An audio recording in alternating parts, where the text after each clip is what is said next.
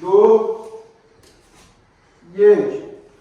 دورت بگردم چی گرفتی برام؟ یه بار دیگه ببخشید. سه ادامه شد. سه دورت بگردم چی گرفتی برام؟ سه دو یک. دورت بگردم چی گرفتی برام؟ وای مرسی موشه برام. یه لحظه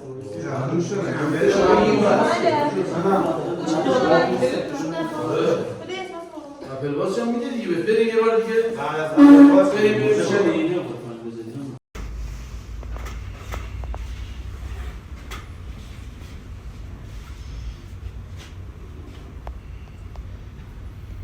آقا کار جدید تو راه یه کار بم خفن با یه تیم خفن‌تر حمایت کنین، نگاه کنین، لبخند روی لب شما رضایت قلبی ماست. آقا همگی با هم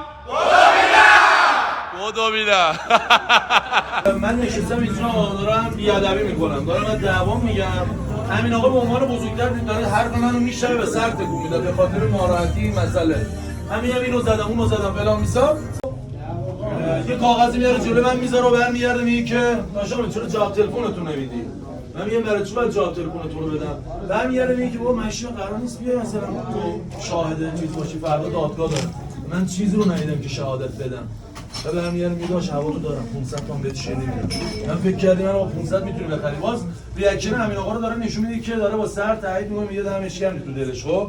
و برمیگرده میگه 1 تومن میدم. بعد داداش من میگه کاملا درست فکر کرد. تو بچه‌ها واقعا کسی فیلم نگیره.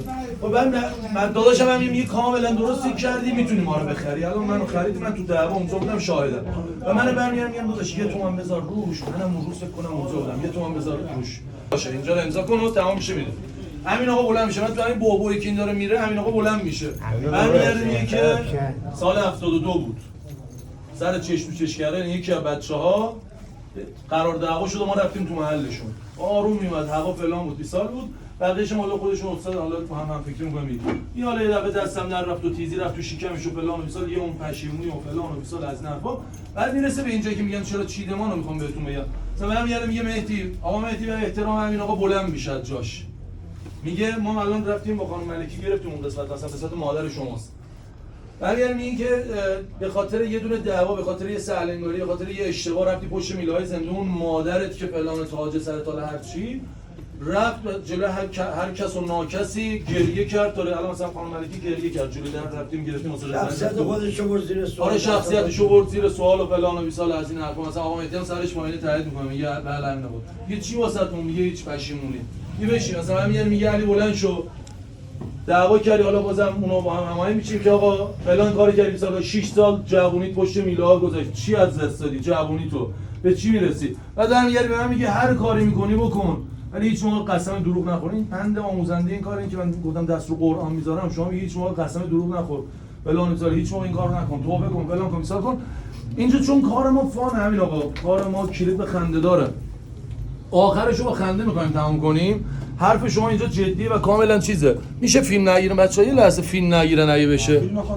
نه کسی از پشت کار ما چون فانه آخر این داستان من با بلند میشم میگم همین آقا بزرگ من این شما تاج سر منی و حرفای شما رو من تاثیر گذاشت.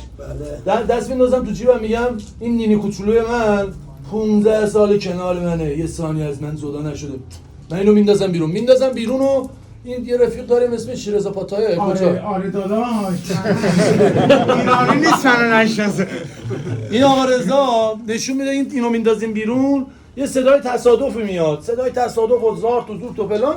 بعد آقا رضا اینطوری میاد تو بعد میگه این تیزی برای کیه؟ من اینطوری اینو از کمری میکشم این میخوابه زمین میگم امین آقا نگاه کن من داشتم توبه میکردم ولی دیگه نشد انشالله شنبه توبه میکنم. من میذارم میرم بیرون. بعد رضا هم بلند میشه نگاه میکنه به ساعت داریم اینجا یه دونه برای اون یه دقیقه بیاد. بعد اینطوری برمیگره به ساعت نگاه میکنه میگه من ساعت چنده 5 و 15 دقیقه من تعصب همتون رو میکشم. حالا قشنگ بود کار؟ شما نپسندیدید همین آقا؟ خیلی مخلصم. اون قسمت شما تاثیرگذار کاره تهش هم با خنده تموم میشه. عزیز من بعد شما ما این ور بشینیم شما با فاصله از امین آقا بشین شما نه میخوای بشین جایی مثلا دوستمون که پلنگی پوشیدن آقا مهران داماد بزرگ ما نه نمیگم که همونجا بشه مثلا آقا مهران اینجا بشینه یکم میشه فشرده تر همه ماشاءالله هیکلی ان فشرده تر میشه نه بلند نشین آره این دوستمون حسین ها دارم oturacaksın abi بذار همونجا بشین من داشتم جواب میکردم کجا بود بشین من گفتم موتورمو زدم نشستون ما اینجا بشینیم دم دریم من یکم بیادبی میخوایم بکنیم اینو زدم فلان بیسار فاصله داشته باشیم از همین آدم خیلیون که مثلا آره دیگه مثلا یکی دو تا بریز باشه عشق عزیز چیکار کنی؟ رضا این کیه این اثر کامه های نمیدونم برگه کدوم درخته داداش با دندونام کامل زرت میدم این سری بیایم بری پولم بذاره تو پاشت قبول نمیکنم قبول نمیکنه نه داداش دست تو میکشم آمد تبریز آقا چیزی یه دقیقه بیرون بگو یه دو تا نور بزنه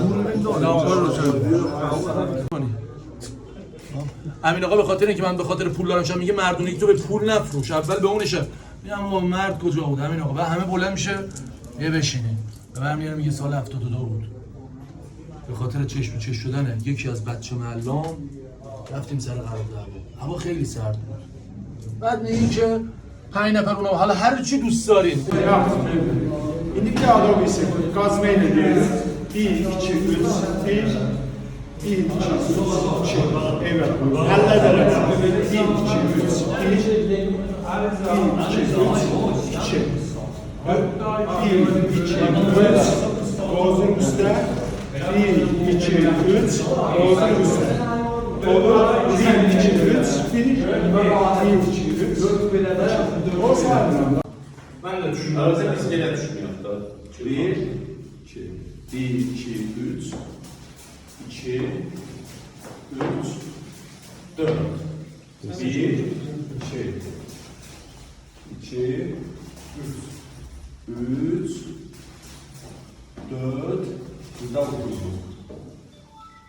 1, 2, 1, 2, 3, 1, 2, 3, 1, 2, 3, 1, 2, 2, 3. Hərəsindən nöqtə alırıq da. 1, 2, 1, 2, 1, 2, 1, 2. Bizə yapışdaq bir milyonlar.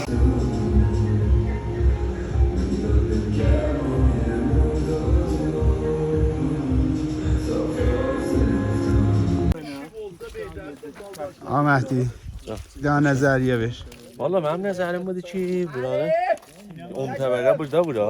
Özdə üçün ora dəryəsən tikkəli təbliz eləyək o tərəf. Buradakı pulları sökək. Burada elə fəzai bazı kudəkan, orada bir dənə pasaj bura. Paşaz. Pasaj. Firiştələr burada dayansınlar. Şeytanlar özdə. Yazıktan azdı.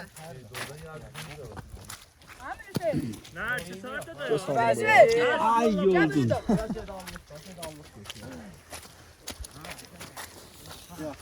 Ya ben Ahmet'e kapşın yani şu ezağından sonra.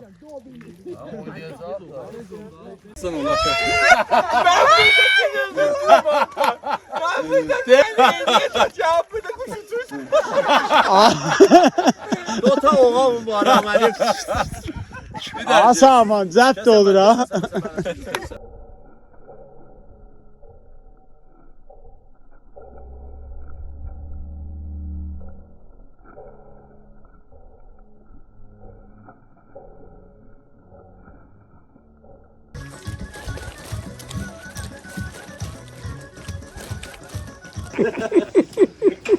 Bia yatsi.